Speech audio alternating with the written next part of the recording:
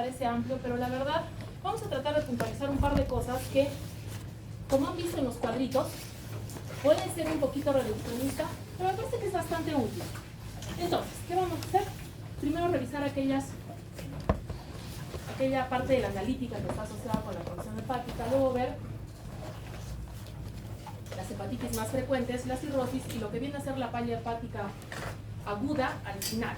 Entonces, el hígado es una glándula compleja y generalmente tomamos diferentes estudios. Cuando estamos hablando de las enzimas hepatocelulares, estamos hablando de aquello que está dentro de la célula. ¿Listo? Si está dentro de la célula no tiene por qué salir. ¿Por qué sale? La célula se murió o hay daño en la célula que está haciendo que salga de poquito en poquito. Por lo tanto, la dimensión de estas enzimas te va a dar la dimensión del daño hepático. Las segundas están asociadas con los canalículos. ¿Por qué? Tienen que recordar que el hígado tiene dos formas de transporte. ¿Listo? Hacia la parte circulatoria por el sinusoide, es decir, todo aquello que tiene transportadores y cosas especiales, y aquello que va hacia el centro, al canalículo, que tiene que salir por la bilis, es decir, tiene que ir hacia el intestino. Entonces, las canaliculares son la fosfatasa albina y la GGT. Estas de aquí no son específicamente hepáticas, pero su elevación está mucho más asociada con problemas hepáticos. Es verdad que no son 100% efectivas, por eso no están ubicadas acá arriba. Estas de aquí hay que revisar el cuadro clínico del paciente, porque puede ser que no tenga nada que ver con el hígado. Luego tenemos la función de síntesis hepática. La principal es la albúmina. La albúmina es más o menos el 50% de todas las proteínas circulantes y, por lo tanto, va a estar asociada con la función hepática. De hecho, hay valores de albúmina que indican inflamación, pero no están muy específicos, por eso no los tratamos. Y luego tenemos que recordar que la mayor parte de factores de coagulación se sintetizan en el hígado. Esto nos va a llevar a que el parámetro más importante para medir coagulación es TP, el tiempo de protrombina. Pero como cada laboratorio tiene un valor distinto, es que existe el INR para que podamos comparar. ¿Cuál es la gran ventaja? Tú no puedes comparar TPs. O sea, no puedes venir y decirme que mi paciente ideal tiene 14 y es menos que 15. Porque si fue otro laboratorio, otro kit dentro del mismo laboratorio, vas a tener problemas. Por eso existe el INR. El INR es comparable, inclusive interinstitucionalmente. O sea, si viene y dice, se hizo el laboratorio en la calle y tenía INR de 5, le crees. ¿Listo? El TP, no. La bilirrubina es parte del metabolismo y tenemos 3, ¿no es cierto? Y eso tienen que leer jóvenes, porque hay muchos laboratorios que solo dosan bilirrubina total y bilirrubina directa. Y la indirecta obviamente es la resta. Si cuando ustedes dicen, ¿dónde está la bilirrubina indirecta? Les respondemos eso, no tenemos kit. Hay que hacer la otra. ¿Listo? Entonces, la transaminación es una parte muy importante porque la síntesis de proteínas, de todas sus proteínas, tiene que sintetizarse de nuevo. O sea, no importa qué proteínas se coman ustedes, va a ser reducida a aminoácidos. Y la síntesis de proteínas depende de que el hígado sintetice aminoácidos y rescate los aminoácidos. Por eso la transaminación es tan importante. Estas no son las únicas transaminasas, pero las que más nos ayudan en el laboratorio son la TGO o AST, es lo mismo, por sus siglas. Una es de los aminoácidos y la otra es de los grupos de los ácidos carboxílicos. Pero de la TGO tienen que aprender una cosita. Este es muy importante en infarto de miocardio. ¿Listo? ¿Por qué? Porque si no tienes troponina, no tienes excusa. Todos los laboratorios tienen TGO. ¿Listo? Y sí va a ser también como parte del daño celular del hígado, pero más que todo asociada a la TGP o ALT. Esta sí tiene una mayor distribución hepática. Es verdad que existe un poquito en el riñón, pero muy poquito, ¿ya? Ni caso le hacemos. Entonces, este de aquí es más que todo hepática. Pero si te la encuentras elevada, puede ser que el paciente haya estado en una de estas que les da la locura y corren la maratón, ¿no es cierto? Sobre todo sin haberse preparado. Les llegan con todas las enzimas hechas una desgracia. Y tú solamente rezando de que no tenga nada a largo plazo. ¿Listo? Muy bien. Por lo tanto, entre estas dos realizamos la relación entre AST y ALT. Ustedes dirán, pero ¿por qué la que no es específica va arriba? Porque así se les ocurrió el cosa. Entonces, normalmente debe ser de 0.8. Pero si si es que está pequeño el índice, es decir, que la ALT está mucho mayor que la AST, ahí estamos hablando de hepatitis. ¿Listo? ¿Por qué hemos puesto hepatitis viral? Porque se lleva el 80% de las hepatitis. ¿Listo? Ahora, puede ser cualquiera, otra sí puede ser, pero más que todo es hepatitis viral. Luego, cuando ya esté en un valor positivo, es decir, la AST es mayor, estamos pensando en cirrosis. Y cuando los valores son más altos, mayores a 2, pero menores de 5, estamos hablando de una hepatitis, es muy probable que sea una hepatitis alcohólica, pero se dirán, pero la cirrosis no es hepatitis alcohólica, no. Hepatitis alcohólica es antes de que se destruya el hígado. ¿Listo? Muy bien. Entonces, aquí, cuando tienes un valor mayor a 2, tienes que primero considerar la intoxicación por paracetamol por frecuencia. Esa va entre más o menos al 12% de las hepatitis, entonces se tiene que considerar. Y la otra es que sea una hepatitis isquémica, porque recuerden ustedes que el hígado es puro sinusoide.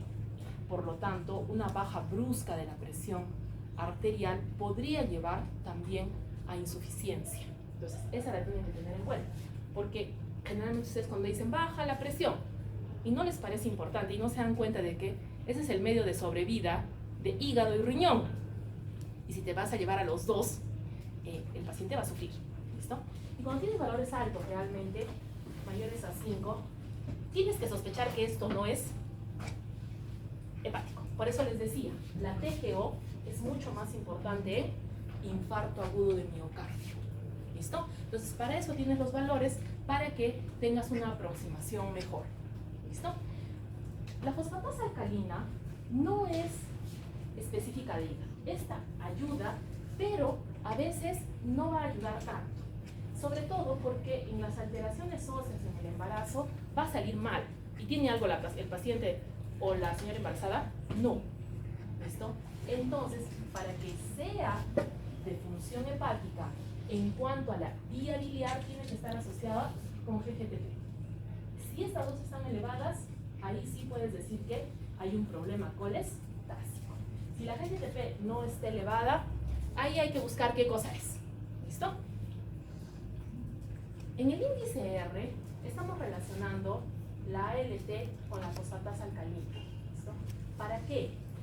Para ver si esto es daño en las células o daño en la vía biliar, o lo que es más frecuente, un patrón mixto. Generalmente, el daño celular puede hacer que se inflame la vía biliar y al revés. La vía biliar, cuando está reteniendo la bilis, va a perjudicar la membrana celular de las celulitas y va a comenzar a hacerles daño. Entonces, cuando la situación está un poco más avanzada, generalmente ya estamos viendo sobre todo un patrón mixto, es decir, los dos valores están alterados, pero generalmente hay predominio de uno.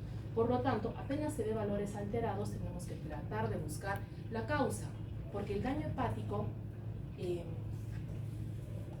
va a ser frecuente en varios problemas, ¿sí? ¿De acuerdo? Si las infecciones avanzan a falla multiorgánica, el hígado va a estar afectado. Si tienes un posoperatorio difícil con baja de la presión, el hígado va a estar afectado. Entonces, por eso es muy importante evaluar sobre todo la causa, ¿no es cierto? La normal transpeptidasa habíamos dicho que es una enzima de apoyo. Esta de aquí puede verse bien elevada en casos de consumo crónico o agudo de alcohol. ¿Listo? Entonces, por eso, ¿qué queremos decir? Que no es específica. Y aparte de eso, también va a estar elevada en las hepatitis agudas, independientemente de su causa. Por eso les decía que algunas veces el patrón parece mixto, la mayor parte de veces parece mixto. Por eso tenemos que tener en cuenta, si tienes la fosfatasa con la GGTP, puedes hacer un mejor diagnóstico. Ambas elevadas, enfermedad de la vía biliar o de todo el hígado en general, es decir, es la que vendría a ser la mixta. Cuando la fosfatasa está muy elevada, con la GGTP elevada, ahí sí estás pensando en obstrucción de la vía biliar, sea cual sea su motivo. ¿Listo? Si la tienes elevada a la fosfatasa, pero la GGTP está normal, tienes que ir a buscar problemas óseos. ¿Listo? Los problemas óseos generalmente están asociados a pacientes con problemas renales que ya hemos visto. Entonces hay que ver qué está pasando ahí. Y si tienes al contrario la fosfatasa normal con la GGTP elevada, es muy probable que esto sea un consumo de alcohol, pero en este caso no se puede distinguir siempre si es que ha sido una gran cantidad en poco tiempo o es un consumo sostenido que ha sido descubierto recientemente. ¿Listo? Las bilirrubinas son parte del metabolismo. ¿Qué nos interesa aquí? La capacidad de conjugar. ¿Por qué estudiamos bilirrubinas? Porque esto nos está diciendo indirectamente si el hígado está conjugando otras cosas. ¿Qué otras cosas hay que conjugar? Montones, pero sobre todo medicamentos. ¿Listo? La mayor parte de los medicamentos pasan por vía hepática para volverse solubles y pasar a riñón. Por eso también se les ha hecho hincapié en que hay que tener cuidado con los medicamentos, sobre todo algunos antibióticos, cuando tengo un paciente que tiene daño hepático, inflamación hepática o alteración de las enzimas. Entonces, la bilirrubina, o sea, el mecanismo de conjugación está diseñado para la bilirrubina. Posteriormente, a alguien se le ocurrió tomar medicamentos y dijeron, a ver, ¿cómo los eliminamos? Pues con el mismo mecanismo que ya teníamos, por eso es que repetimos el ciclo de la depuración de hemoglobina. Esta de aquí va a ser bilirrubina no conjugada y para eso tiene que ir al hígado y por lo tanto depende de los sistemas de conjugación y de ahí recién va a ser conjugada y puede transformarse en urobilinógeno que ya en su versión soluble puede ir vía sanguínea hacia el riñoncito o directamente por la bilis hacia lo que son las heces. Pero aquí está el punto limitante. La cantidad de conjugación que tú tengas es estándar. ¿Listo? Es como si fuera un número de trabajadores, pongámosle 50. ¿Listo? Entonces, si se rompen 50 glóbulos rojos, cada trabajador se va a encargar de un glóbulo rojo. Si se rompen 1000 glóbulos rojos, sigue habiendo 50 trabajadores, ¿no es cierto? Por eso es que la bilirrubina se queda atrapada como no conjugada. ¿Por qué la no conjugada nos preocupa? Porque la conjugada está diseñada para salir, ¿no es cierto? De hecho, la forma en que atraviesas el hígado, porque les dije que la mayor parte va a salir por la bilis. Si no atraviesas el hígado, corres el riesgo de irte a lugares peligrosos como el cerebro. Todo el mundo concordará conmigo que tener el cerebro teñido de amarillo no queda bien, ¿verdad? ¿En quiénes pasa esto? En pediatría. Por eso, ¿por qué?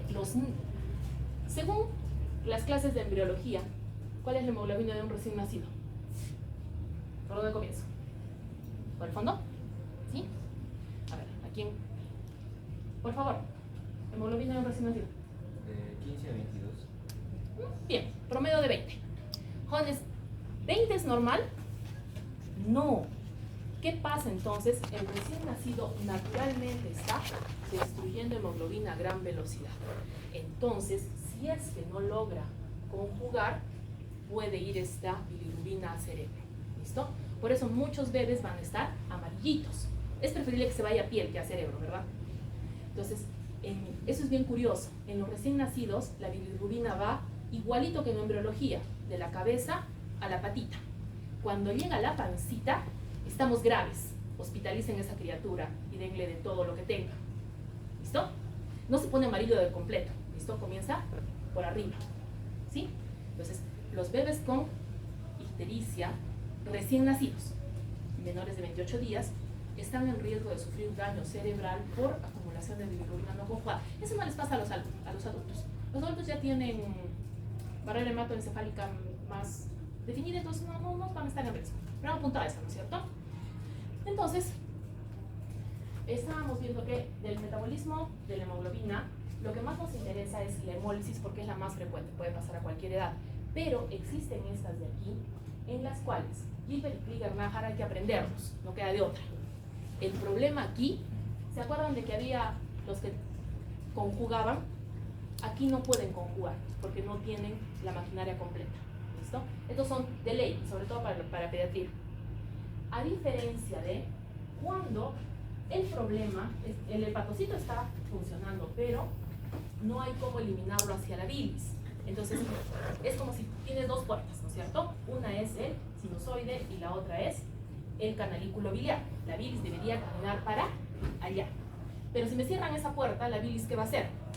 Por presión va a meterse de este lado, ¿no es cierto? Y eso sucede Porque, por ejemplo, hay un cálculo, esa es típica, ¿cierto? No hay por dónde pasar.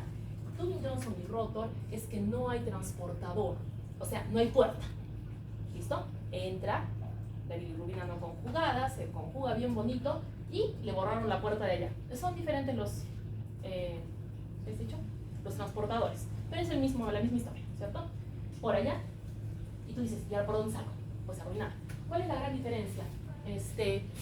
Que todos van a tener las bilirrubinas mal, pero el detalle está en cuándo sucede. Aquella suele ser permanente y esta de aquí, por ejemplo, Krieger-Narhart, es periódica, porque es como que cuando los trabajadores están yendo bien, pero generalmente se estresan y les da patatús a todos y se declaran en descanso médico y el paciente se pone ictérico, ¿sí? Consigue cita en 2 días y cuando llega ya no es ictérico. Y dicen, ¿por qué vino? Porque estaba ictérico, pero ya no es ictérico. Entonces, ¿qué hizo? No hice nada. Hasta que le hacen exámenes enzimáticos y de genética y lo descubren. ¿Listo? Entonces, en este caso, vamos a tener hiperbilirrubinemia indirecta y en este caso, directa. ¿Sí? Aquí es problema de conjugación y en aquel caso es de transporte. Muy bien, pues hemos dicho de que cuando hay problema con el flujo biliar, generalmente estas son las quirúrgicas, ¿sí? Por eso los cálculos en la vesícula y sobre todo los cálculos en colédoco son peligrosos, ¿listo? Porque están perjudicando al hígado. Pero aquí hay que tener en cuenta algo también. Es muy frecuente que la vía biliar haga pólipos. Y los pólipos de por sí no son malignos, pero tienen poquito tiempo para malignizar. Y si hay algo feíto en este mundo, es el cáncer de vía biliar. ¿Listo?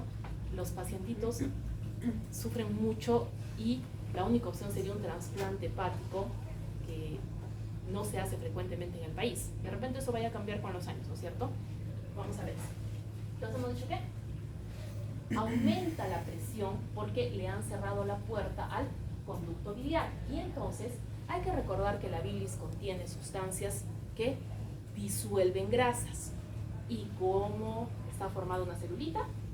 Pues la celulita está protegida por una capa de grasas. Entonces lo que estás haciendo es daño a las celulitas, pero por maltrato físico, no, o sea, a la membrana.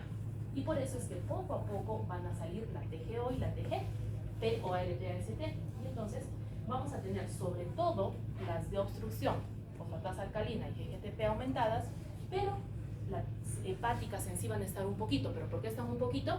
Porque por proximidad han sido perjudicadas, ¿no es cierto? Muy bien. Ahora, habíamos dicho que la albúmina es muy importante, jóvenes, para lo que corresponde a mantener el líquido donde corresponde. ¿Por qué hacemos hincapié en esto? Porque tienes que evaluar en qué casos vas a administrar albúmina. La albúmina actualmente es un fármaco y se puede administrar desde 100 mililitros hasta preparaciones de 1 a 2 litros por día. Pero tienes que ver si eso te va a ayudar o te va a perjudicar. Para eso se necesita saber la causa de la disminución de la albúmina y se tiene que evaluar en cada tratamiento si vas a mejorar al paciente o lo vas a perjudicar. Por ejemplo, en caso de daño renal, no das albúmina porque estás perjudicando más al riñón y le estás perdiendo. ¿Listo? Entonces, eso se tiene que evaluar. Muchas veces no hay albúmina como presentación y se recurre a lo que es plasma. La albúmina es la principal proteína del plasma, pero hay que tener la misma consideración, si es que realmente va a mejorar el caso del paciente o no. ¿Listo? Entonces, hemos dicho que cuando hay problemas crónicos de hígado, como por ejemplo el paciente con alcoholismo crónico, ¿listo? El alcoholismo crónico es algo muy parecido a la desnutrición, sino que el kwashiorkor es una desnutrición de niños pequeños. El kwashiorkor se presenta generalmente por debajo de los 5 años. ¿Listo? Entonces, el problema es que por la falta de ingesta de proteínas no puede sintetizarse albúmina. ¿Qué proteína hay que consumir? Cualquiera. ¿Listo? Porque ya hemos dicho, las proteínas del cuerpo se sintetizan. ¿Sí? No importa qué proteína como usted, el cuerpo sintetiza lo que le parece. ¿Listo?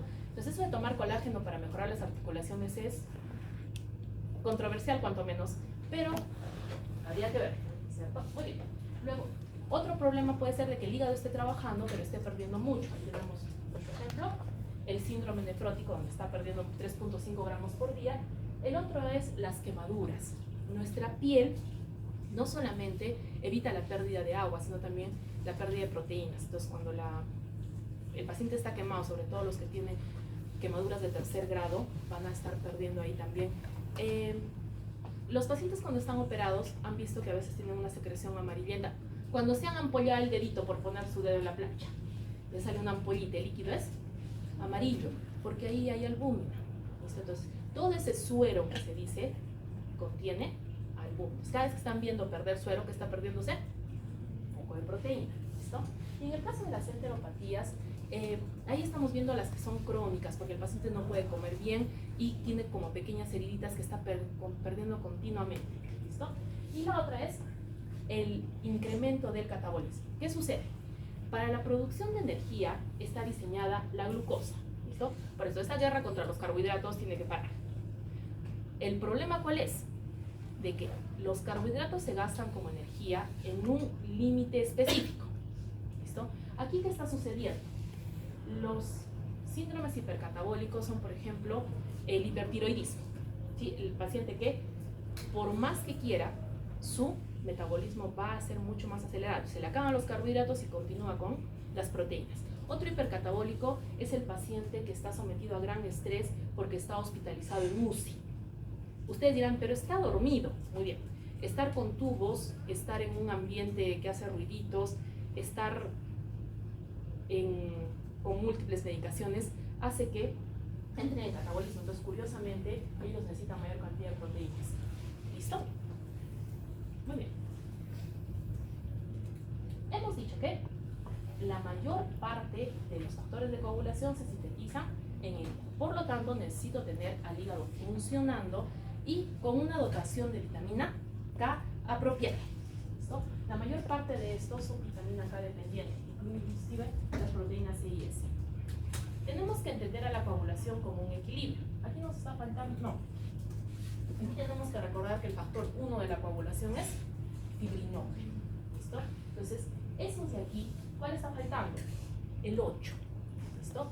Por eso es que decimos que TP es para vía extrínseca de la coagulación. ¿Listo? Entonces, necesitas el hígado completo y vitamina K. Ustedes dirán, pero ahí no dice vitamina K, porque es muy raro tener deficiencia de vitamina K. ¿Cuándo tienes deficiencia de vitamina K?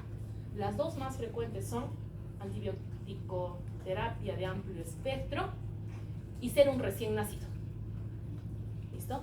Por eso, a los recién nacidos, apenas en las primeras 24 horas de vida, hay que ponerles vitamina K intramuscular, porque ellos no tienen flora todavía. Por eso es peligroso que se coman cualquier bacteria. ¿Listo? Entonces, hemos dicho de que el TP se mide en segundos, pero los segundos pueden variar de acuerdo al laboratorio. Generalmente se acepta de 11 a 13. Por eso mejor utilizamos el INR, que es el TP del paciente versus el ideal de la prueba. Y de esa forma te da un cociente que generalmente es 1. 1 está bien, se acepta hasta 1.2, entre 0. Con un valor de 0.2. O sea, quien tenga de INR 0.8 a 1.2 está bien. ¿Listo? ¿Por qué se inventó el INR? Porque cuando tienes un paciente anticoagulado y usas TP de un laboratorio y de otro, no pega con nada. En cambio, el INR sí es comparable y puedes saber si es que el paciente está empeorando o está mejorando en el caso de la coagulación, ¿no es cierto? Entonces, vamos a ver que el TP va a disminuir de acuerdo a qué tan mal esté el hígado. Al comienzo va a disminuir poco y después ya todos los factores van a disminuir y se va a perjudicar el siguiente, el TPT. ¿Listo? El perfil de coagulación es mucho más grande, lo vamos a ver cuando hagamos cirugía, pero generalmente con el TP salimos de problemas. ¿Listo? Los otros son para ver coagulopatías más específicas. Entonces, ¿qué queremos ver? El TP es lo primero que se afecta, ¿sí? Y si tenemos un caso más grave, también vamos a obtener al TPT. Entonces, esto es lo que les decía.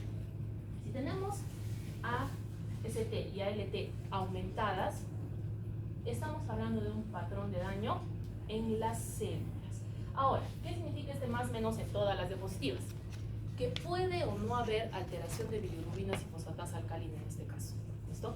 No es obligatorio, pero puede estar presente. Entonces, ¿cuáles son nuestras primeras? Las hepatitis virales. ¿Sí? Las hemos dividido entre las que son de transmisión fecal-oral y aquellas que son de transmisión parenteral. Luego tenemos las que son por toxinas. Aquí es muy importante en frecuencia el alcohol, el paracetamol y tener en cuenta que ustedes recetan medicamentos y tienen que estar atentos, sobre todo si se van a tener que aprender los que causan insuficiencia, si es de ley, no son imperdonables. ¿Listo? ¿Por qué? Porque tenemos que vigilar, tenemos que pensar que ese paciente puede hacer insuficiencia hepática o falla hepática aguda. Ahora, el hígado graso no alcohólico ahora se llama hepatopatía por síndrome metabólico. ¿Qué fue lo que cambió? Que en este caso estamos incluyendo a mayor cantidad de patologías que están alteradas, donde está alterado el peso. O sea, estamos poniendo más gente. ¿Listo? Entonces, aquí tenemos sobre todo a la cabeza la obesidad, la diabetes mal controlada. ¿Listo? Entiéndase, diabetes mal controlada y las hiperlipidemias en general. Si ustedes ya han ido al hospital, esto no es súper frecuente, ¿sí? Hasta algunos de ustedes deben tener malos triglicéridos y o el colesterol, o los dos, ¿cierto? Entonces, por eso siempre es un daño. Y hemos dicho de que en el caso de la hepatitis vascular tenemos que pensar en insuficiencia cardíaca congestiva. ¿Cuál es la causa más frecuente de insuficiencia cardíaca congestiva? Infarto agudo de miocardio. ¿Eso qué quiere decir? Que mientras vas mirando que el paciente no tenga problemas por su infarto, también tienes que ir viendo los otros controles para que no se te complique. ¿Entendido? Y lo siguiente es que cuando hay un patrón colestásico, hemos dicho, la fosfatasa alcalina y las bilirrubinas son un buen predictor. ¿Qué sería mejor si utilizamos la fosfatasa alcalina con la GGTP? En el otro caso la ST y la LT pueden ser. Pero ¿qué queremos ver aquí? De que para lo que es separar lo quirúrgico de lo no quirúrgico, nos ayuda la ecografía.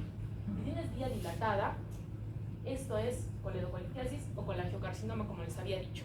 Eso no vas a arreglarlo médicamente, eso es quirúrgico. Y de ahí, si es que no tienes dilatación, pues lo que teníamos anteriormente, salud. La hepatitis, la cirrosis, la sepsis que es tan frecuente o un posoperatorio mal llevado. ¿Listo? Entonces, eso es muy importante, ¿entendido? En el caso del patrón colestásico, tienes que saber si lo mandas a cirugía o no. ¿Y eso cómo lo haces? Con la ecografía midiendo el diámetro de la vía biliar. ¿Ha quedado claro? Sí, muy bien. Listo. Entonces vamos a comenzar con la hepatitis. La gran división es hepatitis viral y las otras. ¿Por qué? Porque son un montón. Muy bien.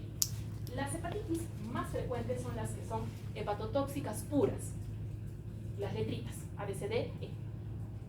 Pero hay que recordar a los demás virus jóvenes. ¿Por qué? Porque muchos de estos virus van a dar problemas de hepatitis, no tan severo como este, pero a veces no se considera. ¿Listo? Epstein-Barr es bien frecuente, sobre todo en personas jóvenes. Citomegalovirus, por favorcito, apúntenlo. Citomegalovirus es peligroso en paciente trasplantado, de lo que sea. El paciente trasplantado tiene inmunosupresión. Tú le encuentras un citomegalovirus al paciente y es posible que no sobreviva. De hecho, para diagnosticar citomegalovirus en paciente trasplantado, tienes que hacer PCR, tienes que buscar directamente carga viral, porque si no, no va a sobrevivir. ¿Listo? Ahora, estos virus de aquí, que parecen inocentes, la varicela y el sarampión, que actualmente tienen vacuna, ¿verdad? Sí, para las criaturas que sí llegaron a ver, no, creo que fue en Instagram todavía, de la varicela Paris, ¿sí?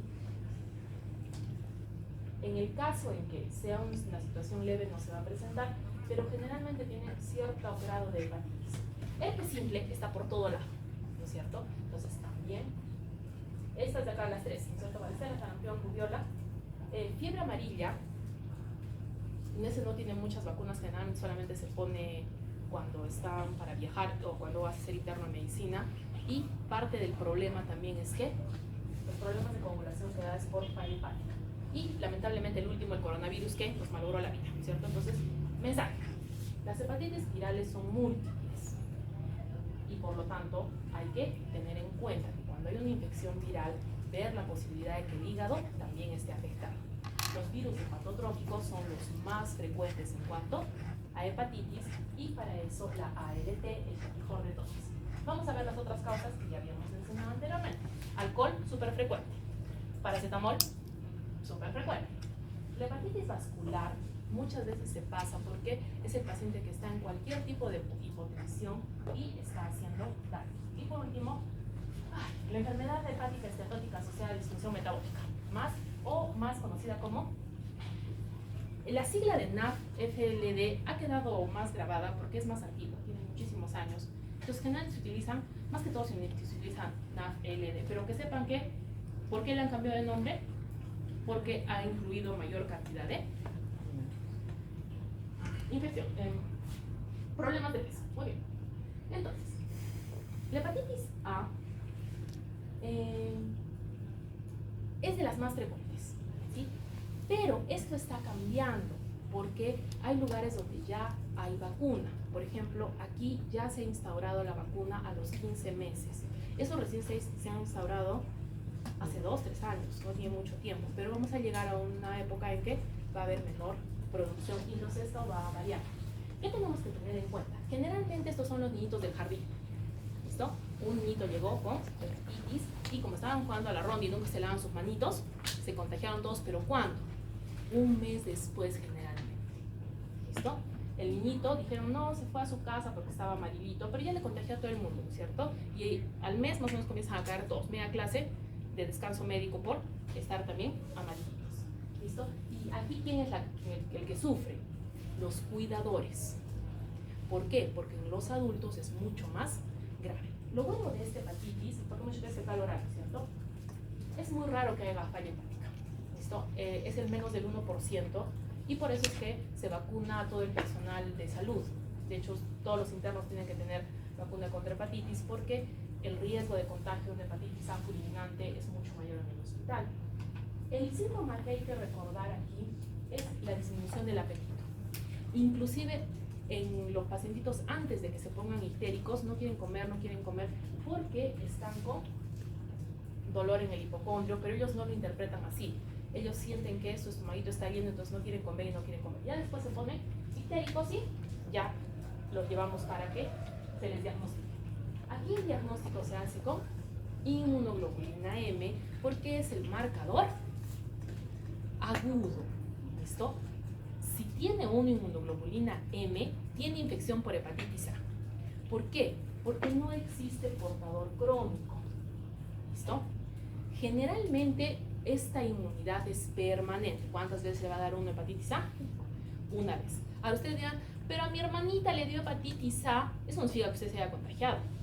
Tiene probabilidad de haberse contagiado, pero no es necesario. ¿Listo? Dice, no, ya le dio a alguien en mi casa. No, eso no significa que le haya dado a usted. ¿Listo? Entonces puede ser que haya aparecido. Y entonces aparece la inmunoglobulina G, que sí es un protector permanente. Pero actualmente mucha de esta inmunoglobulina G es por la vacuna. Entonces no hay forma de saber si fue por una infección previa o por una vacuna. Entonces me preguntaron en microbiología, ¿y qué pasa si le dio hepatitis A y lo vacunamos? Pues tiene más IgG, no pasa nada más. ¿Listo? Porque no nos podemos arriesgar a que no les diera. Dice, sí me dio hepatitis. ¿Y qué tal si fue una hepatitis por Epstein-Barr? Entonces, por eso se les vacuna nuevamente. ¿Listo? Entonces, solamente va a incrementar la hepatitis. El anticuerpo contra hepatitis de tipo IgG. Solamente hay que darle soporte y si es que entrar en falla hepática, que es menos de ese 1%, sí tendría que ir a trasplante. Pero no tenemos centro de trasplante, pero es importante que lo sepan, sobre todo por si abren un centro de trasplante, ¿cierto? Muy bien. Entonces, la he asociado con la hepatitis C porque también es un virus RNA. Este es bien raro. O sea, ¿qué tienes que preguntar si es que el paciente se ha ido de vacaciones a algún lugar sospechoso? Generalmente África y el este de Asia, sobre todo India. ¿Listo? Entonces, cuando el paciente se ha ido de vacaciones exóticas, hay que pensar en hepatitis E, ¿cierto? Y si es que también ha comido algunas comidas también exóticas, sobre todo si han sido comidas de cerdo que no estaban con buen higiene, ¿cierto? Dice, ahora toda es la experiencia, ¿no? Se van a comer a la misma granjita pero hay que tener cuidado de que todo esté bien cocidito y las manitos estén bien lavadas, ¿no? Muy bien. ¿Cuál es el problema? De que si esto le da a una gestante, hay una alta probabilidad de que se muera. 20% es uno de 5 o no. ¿Eso está mal o no? Por eso, la hepatitis E está asociada a mortalidad en el embarazo. Eso es lo que se tiene que acordar, ¿sí? O sea, que si tienes una gestante de vacaciones exóticas y regresa un poquito y aparece histérica, la hospitalizas. ¿Listo? Por eso en la historia clínica se les pregunta de todo. Entonces, para el diagnóstico, tenemos que hacer dosaje de IgM en hepatitis C, que no es frecuente. Por eso, si tienes una paciente que es embarazada, que sospechas que está con hepatitis, mejor la guardas y la vigilas. La prueba ideal es el PCR para detectar ARN de hepatitis C. Ese es mejor. La prueba de anticuerpo, no. Y solamente se requiere tratamiento de soporte, ¿no es cierto? Disminuir el ejercicio, limitar la dieta, asegurarnos de que la hidratación es apropiada. Y aquí, ¿para qué hospitalizan a la gestante? Para evaluar signos de daño hepático, porque esa paciente debería entrar en reemplazo si es que es una paciente de las que tiene daño hepático por hepatitis C. No sabemos. La más frecuente de las hepatitis virales es la hepatitis B. Más o menos el 45% va a ser responsable de este virus, que es un virus DNA. Este de aquí tiene un periodo de incubación bastante largo y por lo tanto muchas veces el paciente no se va a dar cuenta que tiene hepatitis. La mayor parte de veces el diagnóstico de hepatitis B es casual. ¿Listo? ¿Por qué entonces es que andamos diagnosticando hepatitis B? Porque está dentro de las pruebas quirúrgicas. Entonces, generalmente descubrimos al paciente de forma, no por la sintomatología. ¿Listo? Entonces, este periodo de incubación es más o menos en cuánto tiempo aparecerían los síntomas. Más o menos el promedio son unos 3 meses después de haber estado en contacto. Pero eso, ¿para quién va a servir? Más o menos para el 30% de las personas que han estado en contacto con la hepatitis B. Ellos van a hacer ictericia y podría ser que podamos identificarlos. El 70% jóvenes es subclínica, es decir que no nos vamos a dar cuenta hasta después de los 6 meses de que ha tenido contacto con la hepatitis B. La falla hepática es rara, es menos del 1%, inclusive menos que en la hepatitis A, y la mortalidad es más o menos, no es tan alta ni siquiera como la de hepatitis A. Es muy raro que la hepatitis B haga falla hepática, pero habría que considerarlo. Cuando estamos hablando de una infección crónica, nos basamos en el antígeno de superficie. Por favor, apunten eso. El diagnóstico de infección de hepatitis B es por antígeno de superficie. Si tienes el antígeno de superficie con menos de 6 meses, es una hepatitis aguda, y si tienes el antígeno de superficie con más de 6 meses, es una hepatitis crónica. Y ustedes me dirán, pero otra vez no sabemos cuándo se contagió. Pues ya ven. Por eso necesitamos el siguiente cuadro, en el cual, en vez de tiempo, nos basamos en anticuerpos. ¿Listo? Ahorita vamos a ver eso. Ahora, ¿cuál es el problema de la hepatitis B y por qué todos están vacunados contra hepatitis B y por qué se inició una campaña agresiva de vacunación aproximadamente por el año 2000? Porque esta tiende a cronificar. ¿Listo? La diferencia de la cronificación, ¿en qué cronifica? Cirrosis y posteriormente carcinoma hepatocelular. ¿Cómo es que cronifica? Si es que se infectó como adulto, más o menos el 5% va a cronificar. Ustedes dirán, doctora, pero 5% es poquito. No, jóvenes, se supone que en nuestro país actualmente debe haber 300.000 personas infectadas por hepatitis B. ¿Listo? Entonces, 5% de eso es un montón, ¿o no? Y se supone que la etapa crónica de las enfermedades hepáticas sería trasplante. ¿Y a cuántos trasplantamos? A uno de vez en cuando, ¿verdad? Sí, son muy pocos los pacientes y todavía aparecen ahí en fotito. O sea que no hay mucha oportunidad. Ahora, ¿por qué hacemos hincapié en eso? De estos adultos, muchos, la mayoría, eran mujeres en edad fértil, que le contagiaban por vía transplacentaria a los recién nacidos.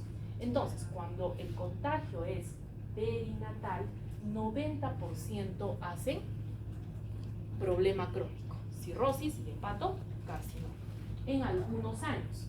Son pocos años, me parece que son como 10. Imagínense una criaturita de 10 años con hepatocarcinoma. Eso no se ve bien, ¿verdad? Muy bien. Entonces, por eso fue que se inició. Entonces, ¿qué debemos hacer? Por favor, apunte. Cuando se detecta una gestante con infección de hepatitis B, ¿cuál era el marcador de infección de hepatitis B? Antígeno de superficie positivo. El recién nacido debe recibir en las primeras 24 horas la vacuna contra hepatitis B y además la gamma globulina hiperinmune contra hepatitis, obviamente en diferentes piernas. Yo sé que a ustedes se les ha hinchado el brazo después de la vacuna de hepatitis B. Se les tiene que haber hinchado porque se les dice que no carguen la mochila, pero a ver quién les hace entender a ustedes, ¿no es cierto? Muy bien, por eso se les hinchó, les aviso. En los niños no se puede en los recién nacidos no se ponen los bracitos, se ponen los muslos, ¿sí? Y a ustedes les encanta preguntar de que la vacuna no se puede colocar con alcohol, pues no, obviamente ni cuenta se deben haber dado, pero para colocar la vacuna de hepatitis B se realiza la asepsia con jabón quirúrgico, ¿listo? Eso les encanta preguntar a los pediatras. Pero eso son cosas que hacen las señoritas enfermeras muy lindas, muy preciosas. ¿Entendido? Entonces, es muy importante el tratamiento del recién nacido por el gran riesgo de problema crónico. Entonces, de la hepatitis B, aproximadamente el 40% va a ser cirrosis, ¿cierto? De los que hacen hepatitis crónica van a ser un 40% cirrosis y esto incrementa si es que hay coinfecciones. ¿Listo? El hecho de tener hepatitis B no te protege contra ninguna otra hepatitis. Puedes tener hepatitis C, puede agregarse la hepatitis D. El HIV generalmente se ha visto que hay mayor prevalencia de hepatitis D en personas con HIV que en la población en general. ¿Por qué? Ambos se contagian por la misma vía y están asociados a prácticas sexuales de riesgo. Y cuando no es esa la situación, son usuarios de drogas endovenosas, donde ustedes concordarán conmigo de que ahí no creo que reciban un curso de cómo hacer asepsia, antisepsia y mantener las jeringas estériles, ¿verdad? Muy bien, entonces ahí está el problema. Y si es que mi paciente no tiene ninguna de esas infecciones, pero consume alcohol, también es mucho mayor la probabilidad de que vaya hacia un problema crónico. Y posteriormente van a desarrollar carcinoma hepatocelular, sobre todo si es que han desarrollado cirrosis. No es obligatorio, se puede saltar de hepatitis a carcinoma, pero generalmente lo más frecuente sea hepatitis, cirrosis, carcinoma. Pero cualquiera de los caminos está mal, cualquiera está mal, ¿no es cierto?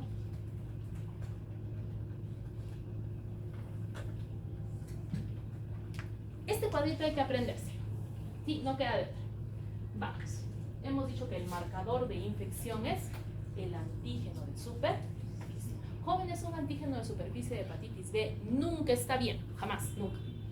¿Por qué hacemos hincapié en eso? ¿Se acuerdan que les dije que la hepatitis B es identificada generalmente en pacientes prequirúrgicos? Eso es lo que les tomamos. ¿Listo? No se les toma todas las pruebas jóvenes. ¿Listo? Generalmente el protocolo dice comenzar con antígeno de superficie o en su defecto con los dos. Varios de los hospitales utilizan los dos, ¿sí? Antígeno y anticuerpo, pero el diagnóstico es con antígeno de superficie. Si es que este te da positivo, recién haces todos los demás antígenos y anticuerpos. No sé, por eso dicen, ¿por qué no le hicieron el perfil? ¿Por qué no le hicieron los anticuerpos el primer día que ingresó al paciente? Porque no se hace. Tienes que tener el antígeno positivo y de ahí recién pasa a la prueba, el perfil completo de hepatitis B. ¿Entendido? Sí, no es que se le va a hacer de inmediato. Y a veces pasa que se pierde la muestra de emergencia. Y entonces solamente le hicieron antígeno de superficie y hay que pedirle otra muestra. Porque hay veces que hay antígeno de superficie en emergencia. Entonces te pueden dar la respuesta rápidamente. Pero eso no significa que también van a llevar la muestra para que le hagan las otras pruebas. ¿Listo? Entonces, ¿qué tenemos que ver? El anticuerpo contra el COVID. ¿Sí? ¿Se acuerdan de nuestro dibujito de el virus de la hepatitis B? ¿Sí se acuerdan, no es cierto? Pero por si acaso vamos a hacer un dibujito, ¿ya? Entonces, tenemos tres partes. Chispas, ¿dónde? No tengo.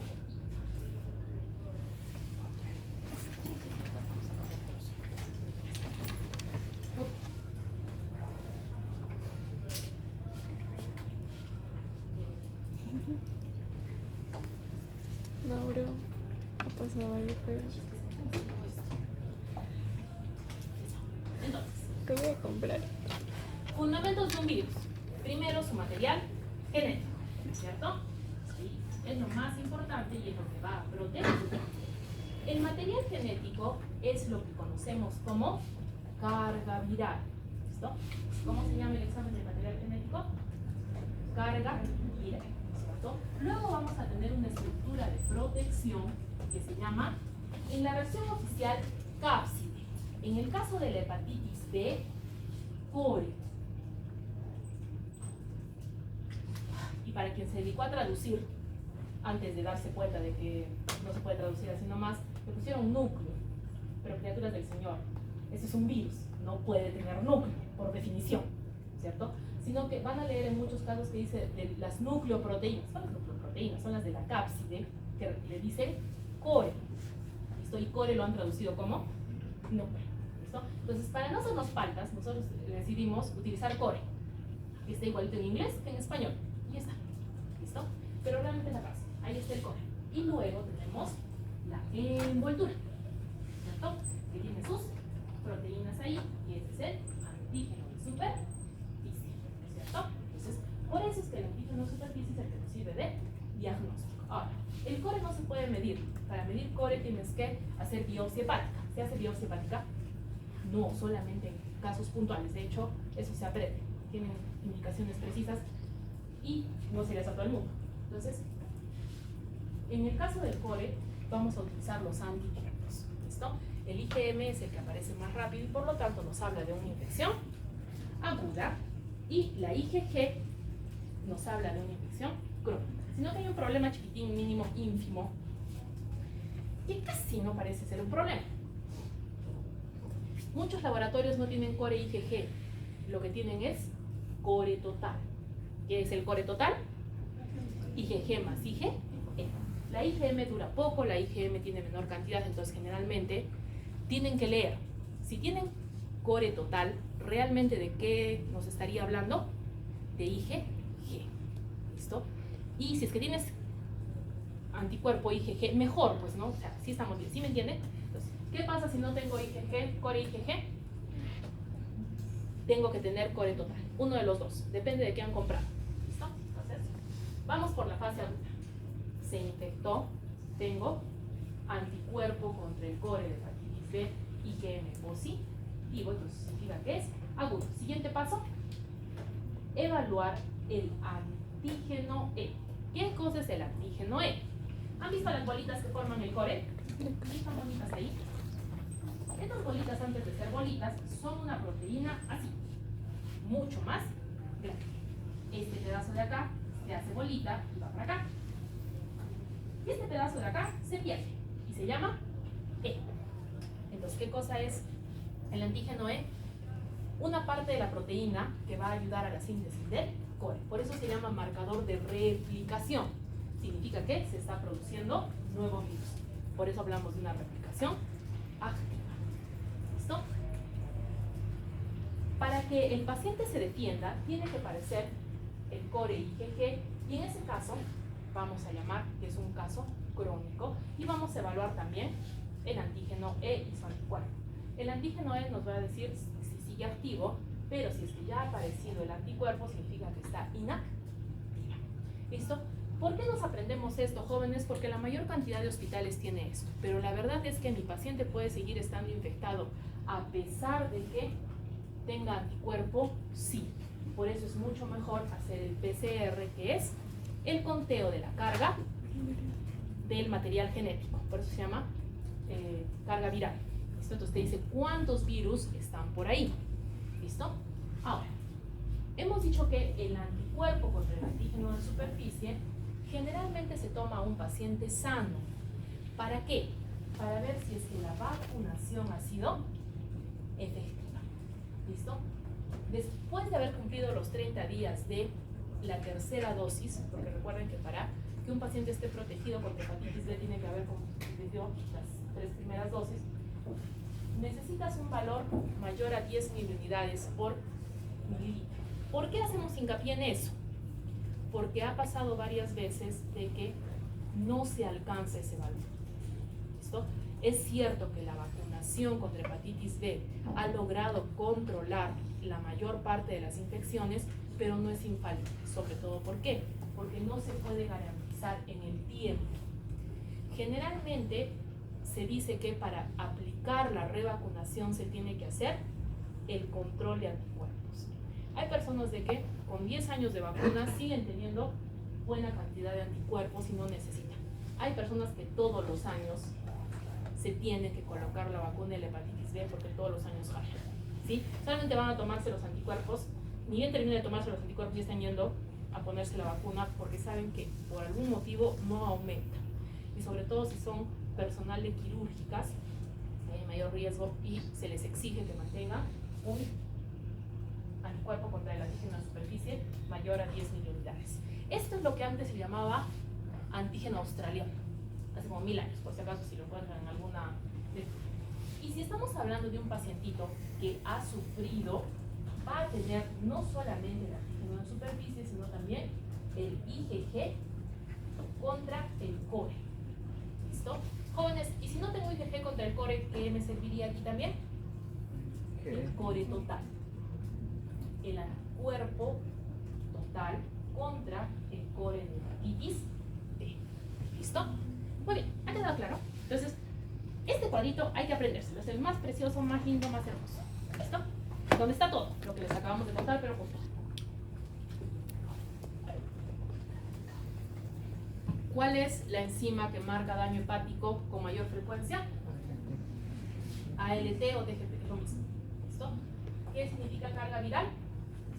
La evaluación de cuántos virus hay en el paciente. Y de ahí están puestos de acuerdo a su aparición. Primero el antígeno de superficie, luego el IgM anticore, luego el IgG anticore, luego el antígeno E, luego el anticuerpo contra el antígeno E y por último el anticuerpo contra el antígeno de superficie. ¿Por qué está puesto ahí? Porque es súper perezoso. Se demora la vida en aparecer. ¿Listo?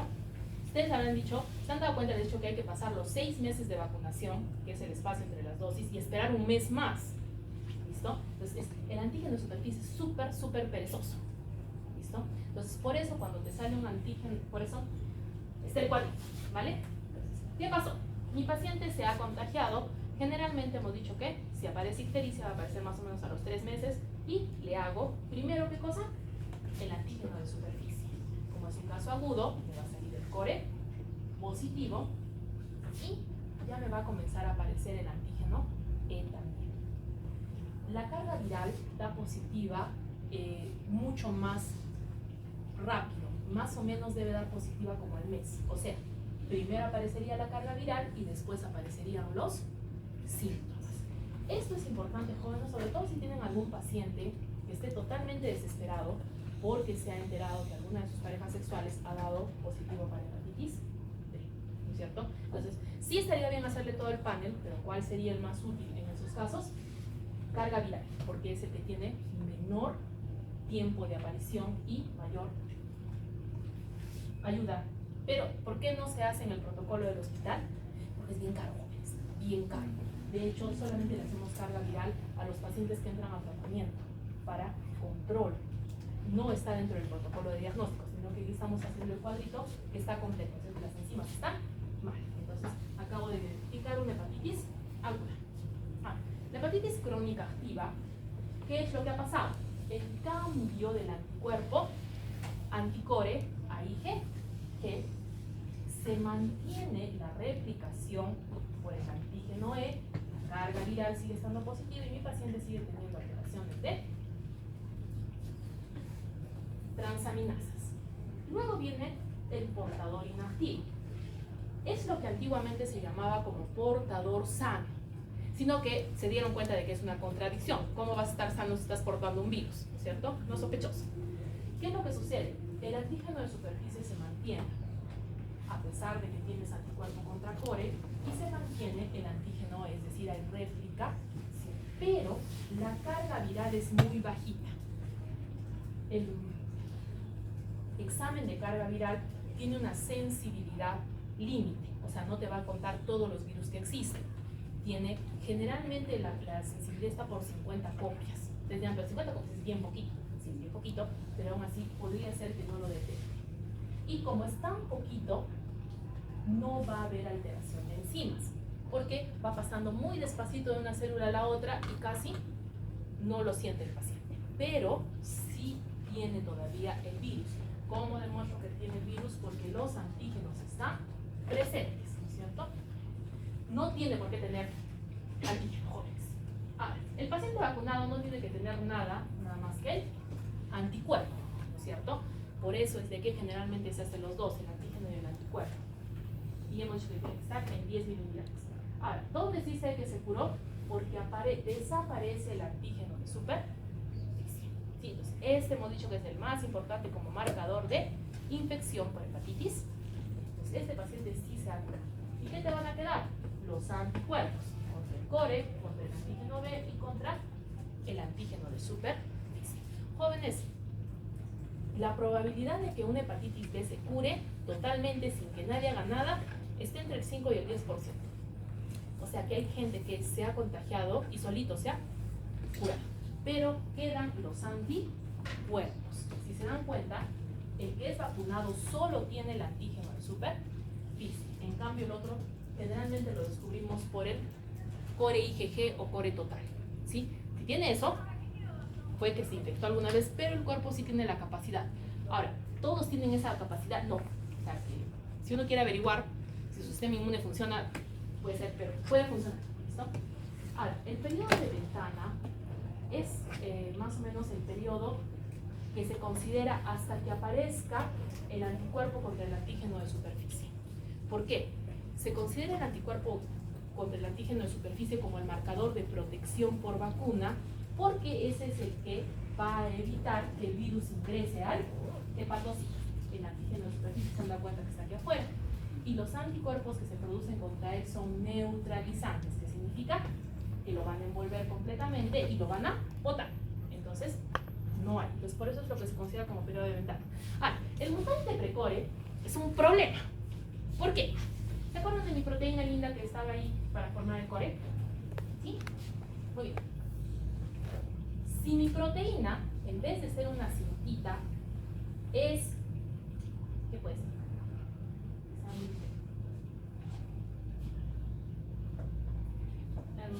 Digamos que es un examen. ¿Sí? El sistema inmune no puede reconocerlo. Existe una variante de hepatitis B que en vez de tener la distribución de esta proteína, como siempre, la tiene mutada. Sobre todo es por el intercambio de bases genéticas. Entonces tiene una forma distinta y por lo tanto el sistema inmune no tiene la capacidad de hacer el anticuerpo y no tiene cómo controlar la replicación. Por lo tanto, el antígeno de superficie se queda tal como está. El anticuerpo contra el core aparece, pero no hay forma de que aparezca el anticuerpo, o sea, no hay forma de que se pare la replicación por el mutante precore, que hace que se siga replicando y replicando, y por eso tienes la carga viral en el cielo y no siempre se va a detectar. ¿Por qué? Porque al aparecer el anticuerpo tú dices, puede que esté yendo bien, pero no está yendo bien. Esto de aquí, para el mutante precore hay que hacer prueba genética, que eso es una que no les he contado. La PCR les he dicho que es contar cuánto de material genético hay y decirte cuántos virus hay. Luego de eso está la genotipificación, o sea, identificar qué tipos de bases nitrogenadas tiene ese patrón molecular. Es otra prueba. Y ahí, eso es secuenciación. Ahí recién puedes saber que está mutado. ¿Listo? Entonces, este de aquí es un problema. ¿Por qué? Porque va a estar contagiando hasta que le dé tratamiento. ¿Listo? Entonces, el mutante precore nos causa problemas. Y aquí está lo que les he contado, pero en dibujo, ¿cierto? Entonces, ¿a qué le llamamos periodo de ventana en este caso? Al momento en que aparece el anticuerpo contra el antígeno de super. ¿Qué aparecen primero? Los antígenos. Primero el antígeno de superficie y luego el antígeno B. ¿Cuál es el que aparece primero? De los anticuerpos, el anticore IgM, pero va a desaparecer. ¿Cuál se va a quedar de manera permanente? El anticore IgG. Muy bien. ¿Y quién nos va a marcar que este paciente se está curando? El anticuerpo contra el antígeno, porque va a parar la replicación y el pacientito va a comenzar a mejorar. ¿Qué estamos viendo aquí? Que sobre todo al inicio vamos a tener una gran cantidad de carga viral. Luego la carga viral se va disminuyendo, en algunos casos se hace indetectable, pero mientras tú tengas antígeno significa que sigue habiendo replicación y eso es lo que conocemos como portador crónico, ¿no es cierto?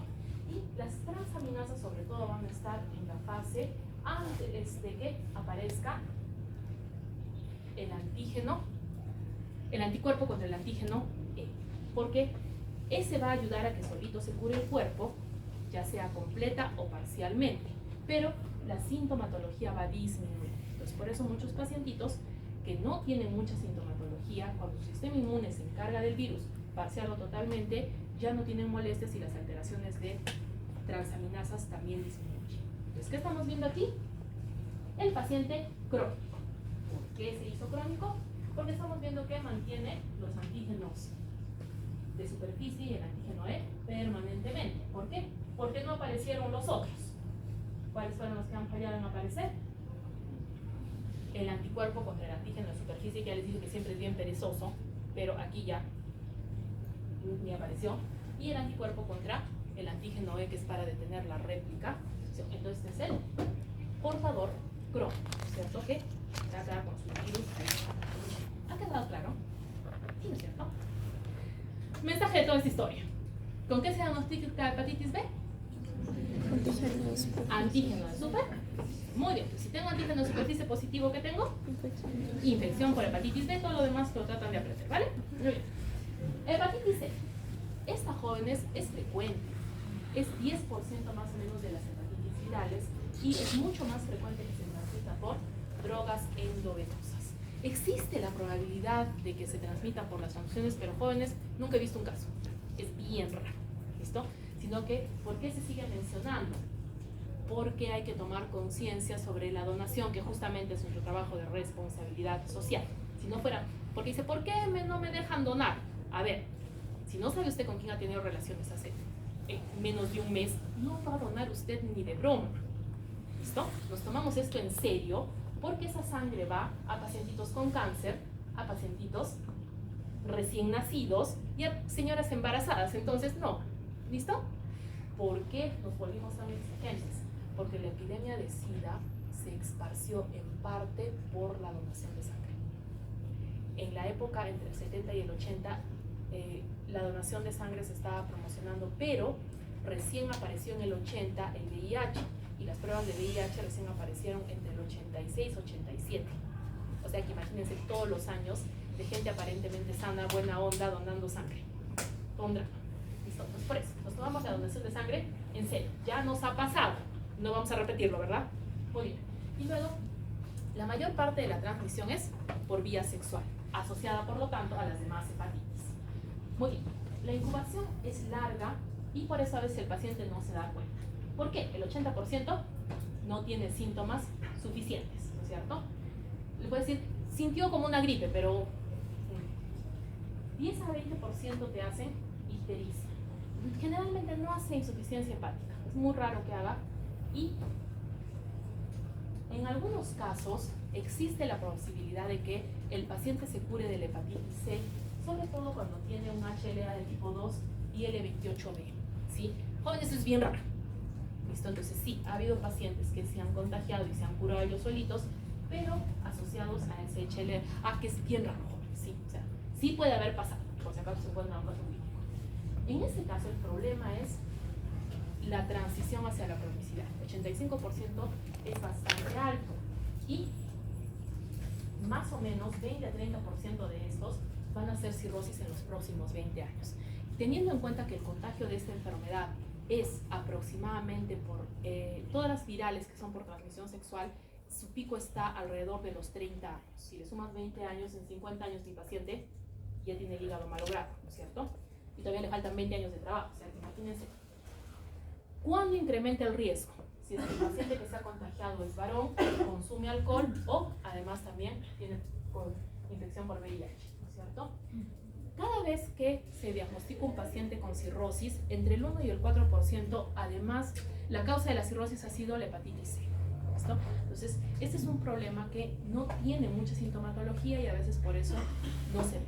Este es el que con mayor frecuencia presenta síntomas extrahepáticos. Ya sabes, el paciente viene por un diagnóstico de linfoma no Hodgkin, le haces pruebas y también tiene hepatitis C. Y la otra que es esta, la glomerulonefritis membranoproliferativa, que es una difícil de diagnosticar, y esta, la gammopatía monoclonal, es una alteración de las proteínas que está asociada a neoplasia. Entonces, por eso es muy importante tenerlo en cuenta. ¿Cómo van las pruebas? Tenemos 3. Buscar el anticuerpo contra hepatitis C.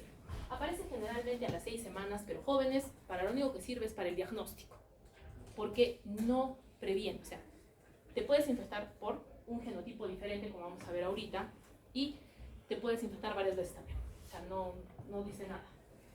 Lo mejor para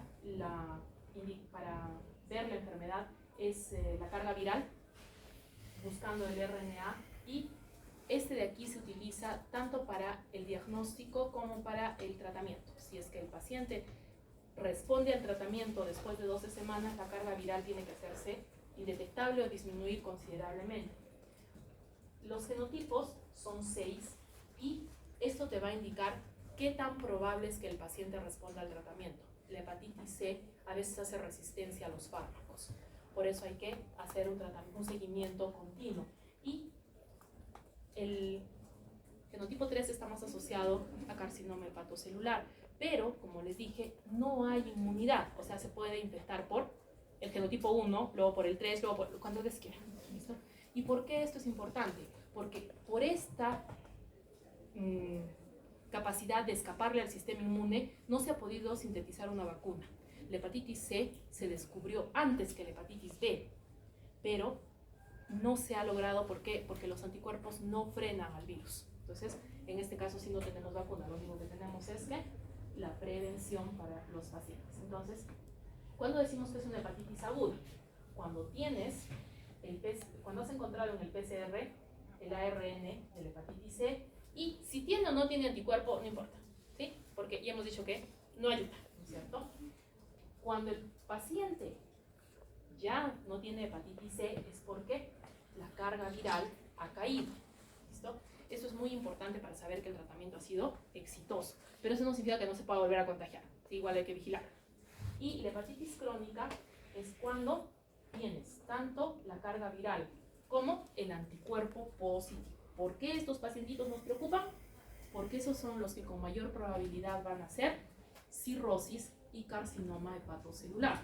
¿Listo? Pues por eso es que seguimos haciendo el anticuerpo contra hepatitis C. ¿Listo? Porque el anticuerpo puede estar presente en hepatitis crónica, en un caso resuelto, o una hepatitis aguda, pero no podemos, si el paciente te dice, ya me dio hepatitis C, no significa que no le haya vuelto a dar.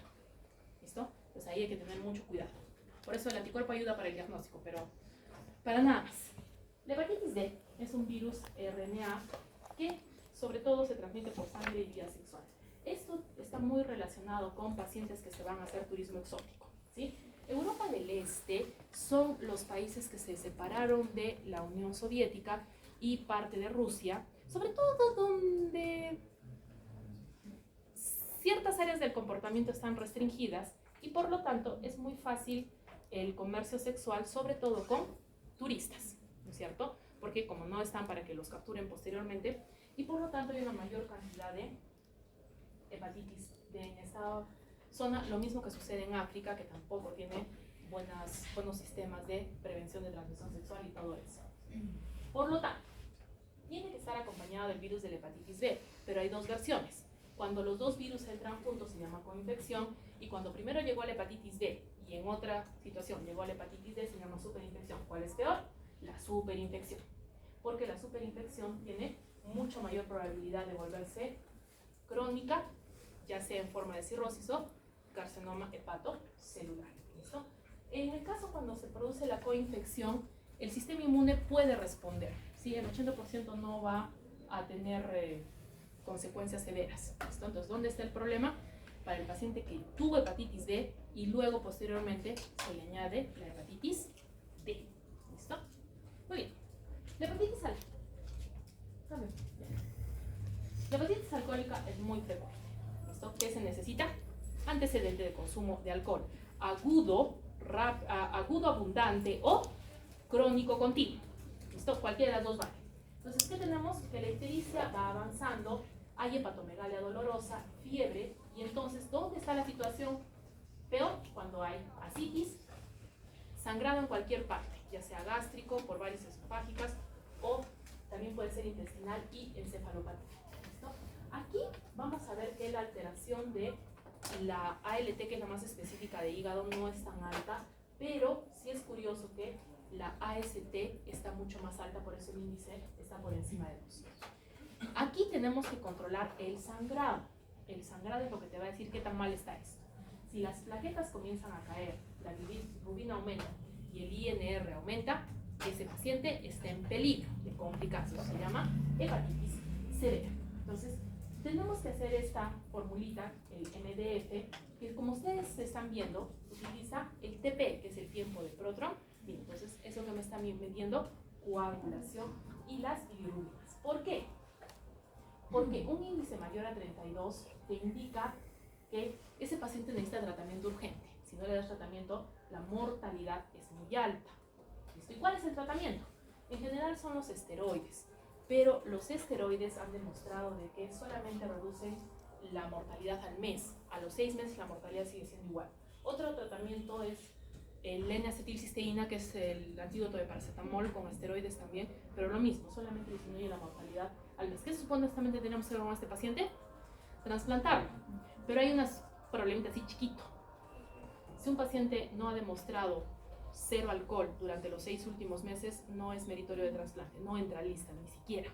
Entonces por eso dice cuidadosamente, sino que no tenemos tanto tiempo, porque el paciente generalmente tiene mayor mortalidad a los 6 meses.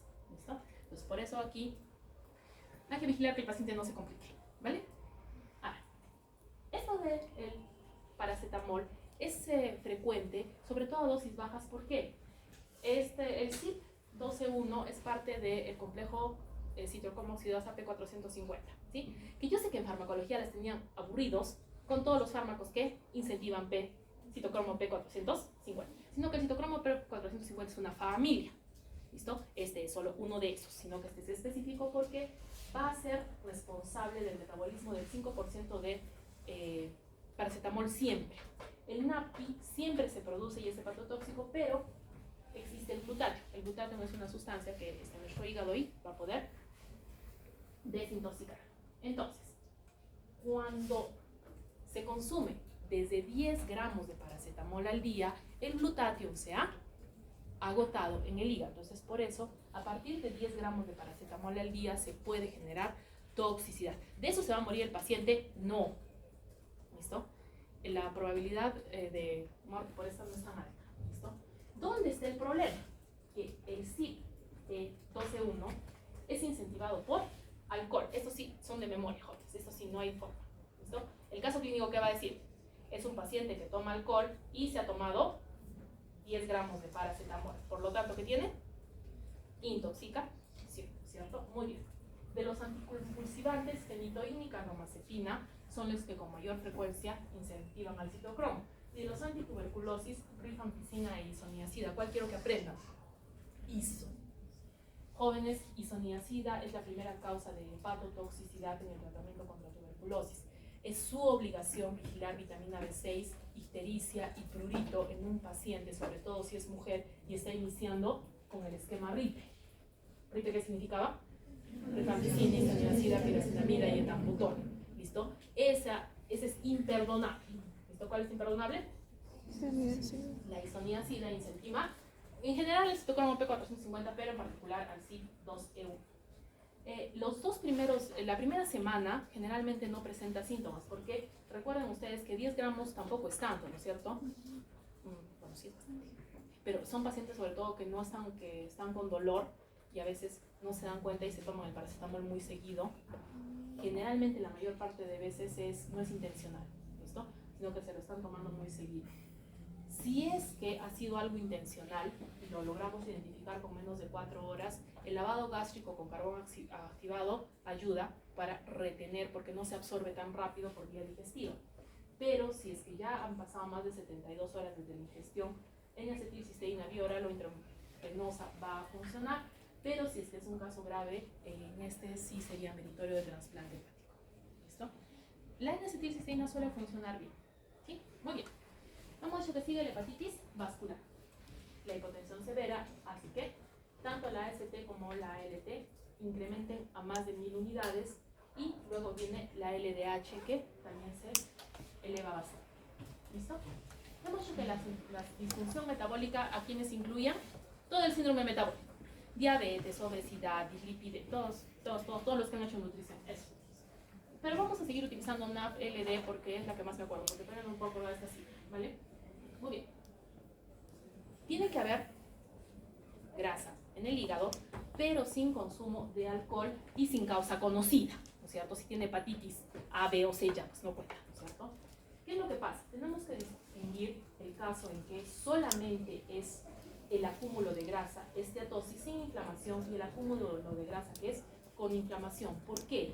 Cuando se asocia a la inflamación con mayor cantidad de complicaciones, mayor posibilidad de que haga cirrosis y mayor posibilidad de que haga carcinoma hepatocelular. No es obligatorio. Un paciente sin inflamación puede ir directamente a cáncer, no hay ningún problema, pero generalmente es progresivo y para eso se hacen las ecografías abdominales de control anual. ¿Por qué? La esteatosis sin inflamación es reversible. Cuando ya has pasado a cirrosis, eso ya no es reversible. ¿Entendido? ¿Ha quedado claro? Muy bien, vamos entonces. Otra enfermedad es cirrosis, ¿no es cierto? ¿Qué es cirrosis? Es un diagnóstico anátomo-patológico. ¿Listo? Entonces, si ustedes dirán, doctora, ¿qué hace en laboratorio? Pues fácil, decirles cómo se puede hacer mediante exámenes de sangre para no tener que sacarle un pedazo de hígado al paciente, ¿vale? Muy bien, porque no quieren sacarle pedazos de hígado al paciente, ¿verdad? Tengo dudas. Muy bien, entonces hemos dicho que el cirrosis es anatomopatológico, ni siquiera es clínico. ¿Sí? No vas a ver un paciente y decir tiene cirrosis. ¿A qué hora termino yo? En 5 minutos. Así estamos bien, ¿no es cierto? Entonces, los nódulos de regeneración tienen que ser, son por diferentes motivos, ¿no es cierto? Ahora, ¿cuándo está descompensada? Cuando tienes la ictericia, el sangrado y la encefalopatía. Eso sí está bien. La mayor parte son alcohólicas. Luego vienen las hepatitis virales y la esteatosis hepática, ¿no es cierto? Pero jóvenes hay un montón. ¿Por qué hacemos hincapié en esto? Porque hay que hacerle todas las pruebas para saber cuál es el origen, para ver si es que podemos dar algún tipo de tratamiento. Mientras tanto, hacemos estos índices. APRI es la AST entre el número de plaquetas y el FIB4 es la edad, la AST, las plaquetas y la ALT, que las impresas. ¿Y qué te da esto? La probabilidad de estar en fibrosis. F01, fibrosis 0 y fibrosis 1 significa que la situación es leve. 3 y 4, lo más probable es que sea cirrosis, entonces en ese caso sí confirmas con biopsia y ya le dices al paciente que esto está arruinado para siempre y de verdad, ¿no es cierto? Entonces esa es la ventaja de los exámenes de sangre. Identificar esto en la fase más temprana, 0 y 1, para buscar la causa con todos los exámenes anteriores y poder ver si podemos hacer algo. ¿Listo? Esta escala de Child-Pugh va a ser con patrones de laboratorio, bilirrubina, albúmina, INR, y nos va a indicar qué tan grave está el paciente. ¿Cuál es el beneficio de la escala de Child-Pugh? Que nos va a decir la mortalidad. El problema es que la mortalidad es bastante alta. ¿Listo? Y esta de aquí solamente es para decirle al paciente cómo va a ir. Estos pacientes deberían ir, dependiendo del origen, a trasplante hepático. Y hemos dicho, si es que es por alcohol, tiene que haberse desintoxicado. Si es hepatitis C, tiene que estar tratado apropiadamente para que el otro hígado no se infecte y cosas así. ¿Listo? Y una de las complicaciones más severas es que la vasodilatación de la zona esplácnica llega a vasoconstricción renal y entonces ahora, encima de tener daño hepático, tengamos daño renal, ¿no es cierto? Y aquí otra vez nos concentramos en el incremento de la creatinina y tenemos que tener en cuenta de que hay que tratar de mejorar la situación del riñoncito para que mi paciente no empeore, porque existe mayor probabilidad de que aumente la mortalidad en estos casos. ¿Listo? Muy bien. Ahora, la falla hepática aguda puede pasar por cualquier cosa. ¿Cómo se define? Hay alteración en la prueba de función hepática, coagulopatía y encefalopatía. La mayor parte de la falla hepática es en gente que no tenía daño hepático. Por ejemplo, lo más fácil de entender es la sepsis, una infección que se fue de control y de pronto el hígado se malogra. Pero también puede aparecer en pacientes con hepatitis crónica a quienes se les ha añadido una falla hepática aguda. ¿Y cómo la controlamos? ¿Cómo sabemos que está pasando eso? Por la coagulopatía. ¿Listo? Entonces, la definición de acuerdo al tiempo, menos de 7 días, hiperaguda. Aguda de 7 a 21 días y subaguda de 21 días. ¿Qué quiere decir esto? Que en una semana tú tienes que evaluar a tu paciente para ver si es que está saliendo del cuadro o está yendo a peor. Esto, el 80% de los casos es por drogas y toxinas. ¿Quién creen que lidera la lista ahí? El paracetamol. Esta es la lista que les dije que hay que aprender, ¿no es cierto? De los antituberculosos, la peor, la lisoniazida, luego la rifampicina, luego la piracinamida. Anticonvulsivantes, semitroínas, valproico, carbamazepina. ¿Cuál es la fluoroquinolona más famosa? Sí. Macrólidos, el que les encanta, lo aman, lo adoran. Citro. ¿Listo? De esas cosas que se andan tomando como si fueran caramelos, ¿no es cierto? ¿Cómo se ya terminé o no? Muy bien, entonces, generalmente la que no es asociada a paracetamol tiene la mayor mortalidad, ¿sí? Morirse por paracetamol está medio complicado, no lo recomiendo. ¿Listo? Y los exámenes de laboratorio, sobre todo los que están asociados a coagulación, son los que te dicen si es que esto va bien o va mal. ¿Listo? Y hasta aquí tienen que estudiar para el examen, para si son libres.